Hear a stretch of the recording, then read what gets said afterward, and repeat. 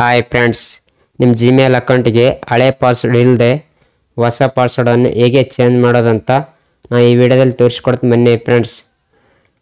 ನಾನು ಹೇಳೋ setting follow ಮಾಡಿ ಫ್ರೆಂಡ್ಸ್. ನಿಮ್ಮ ಹಳೆ ಪಾಸ್ವರ್ಡ್ ಇಲ್ಲದೆ ಹೊಸ ಪಾಸ್ವರ್ಡನ್ನು ಸೆಟ್ ಮಾಡ್ಬೋದು ಫ್ರೆಂಡ್ಸ್ ನಿಮ್ಮ ಜಿಮೇಲ್ ಅಕೌಂಟಿಗೆ. ಫಸ್ಟ್ ನಿಮ್ಮ ಜಿಮೇಲ್ ಓಪನ್ ಮಾಡ್ಕೊಳ್ಳಿ ಫ್ರೆಂಡ್ಸ್. ಓಪನ್ ಮಾಡ್ಕೊಂಡ ನಂತರ ರೈಟ್ ಸೈಡ್ ಮೇಲ್ಗಡೆ ನಿಮ್ಮ ಡಿ ಪಿ ಮೇಲೆ ಕ್ಲಿಕ್ ಮಾಡಿ ಫ್ರೆಂಡ್ಸ್.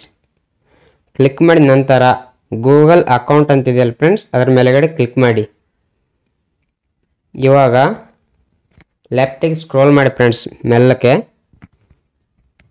ಸೆಕ್ಯೂರಿಟಿ ಅಂತ ಆಪ್ಷನ್ಸ್ ಬರೋವರೆಗೆ ಸ್ಕ್ರೋಲ್ ಮಾಡಿ ಲೆಫ್ಟಿಗೆ.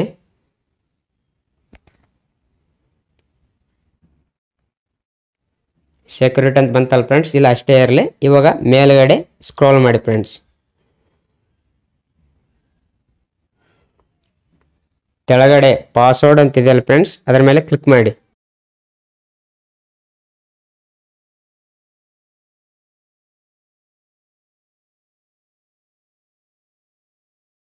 ಇವಾಗ ಕೆಳಗಡೆ ಫಾರ್ಗೆಟ್ ಪಾಸ್ವರ್ಡ್ ಅಂತಿದೆಯಲ್ಲ ಫ್ರೆಂಡ್ಸ್, ಅದರ ಮೇಲೆ ಕ್ಲಿಕ್ ಮಾಡಿ. ಕೆಳಗಡೆ ಟ್ರೈ ಅನದರ್ ವೇ ಅಂತಿದೆಯಲ್ಲ ಫ್ರೆಂಡ್ಸ್, ಅದರ ಮೇಲೆ ಕ್ಲಿಕ್ ಮಾಡಿ.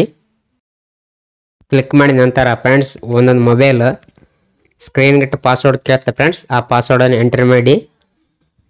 ಪಾಸ್ವರ್ಡ್ ಎಂಟ್ರಿ ಮಾಡಿ ಇಲ್ಲಪ್ಪ ಅಂತಂದರೆ ನಿಮ್ಗೆ ಫಿಂಗರ್ ಪ್ರಿಂಟ್ ಇರುತ್ತಲ್ಲ ಫ್ರೆಂಡ್, ಆ ಫಿಂಗರ್ ಪ್ರಿಂಟ್ ಒತ್ತಿ ನೀವು ಪಾಸ್ವರ್ಡ್ ಆಪ್ಷನ್ಸ್ ಓಪನ್ ಆಗ್ತದೆ ಫ್ರೆಂಡ್ಸ್. ಇವಾಗ ಕಂಟಿನ್ಯೂ ಅಂತಿದೆಯಲ್ಲ ಫ್ರೆಂಡ್ಸ್, ಆ ಕಂಟಿನ್ಯೂ ಮೇಲೆ ಕ್ಲಿಕ್ ಮಾಡಿ.